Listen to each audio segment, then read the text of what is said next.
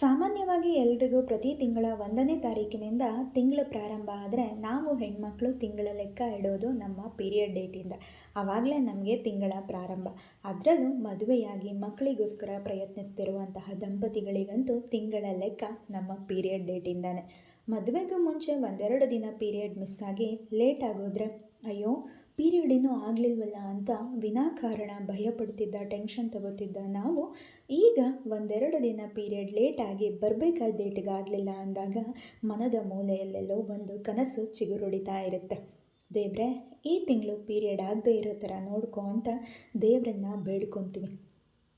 ಈಗ ನಮಗೆ ಪೀರಿಯಡ್ ಆಗಿಬಿಟ್ರೇ ಟೆನ್ಷನ್ನು, ಭಯ, ಹತಾಶೆ ಎಲ್ಲವೂ. ಎಷ್ಟೋ ದೇವರಿಗೆ ಹರಕೆ ಹೊತ್ತಿರ್ತೀವಿ, ಎಷ್ಟೋ ಡಾಕ್ಟ್ರುಗಳ ಹತ್ರ ತಿರುಗಿರ್ತೀವಿ, ಎಷ್ಟೋ ಕನಸುಗಳನ್ನ ಕಟ್ಟಿರ್ತೀವಿ. ಪ್ರತಿ ತಿಂಗಳು ಅದೆಷ್ಟೋ ಮದುವೆಯಾದ ಹೆಣ್ಮಕ್ಳು ಕಟ್ಟಿರೋ ಕನಸುಗಳಲ್ಲಿ ನನಸಾಗೋದು ಕೆಲವು ಅದೃಷ್ಟವಂತರಿಗೆ ಮಾತ್ರ. ಆ ಅದೃಷ್ಟ ನಮ್ದು ಯಾವಾಗ ಆಗುತ್ತೆ ಅಂತ ಪ್ರತಿ ತಿಂಗಳು ಅದೃಷ್ಟ ಪರೀಕ್ಷೆಗಿಳಿತಿರ್ತೀವಿ. ಈ ಸಲನಾದರೂ ನಾನು ಗಾಡ್ಸ್ ಫೇವ್ರೆಟ್ ಚೈಲ್ಡ್ ಆಗ್ತೀನೋ ಅಂತ.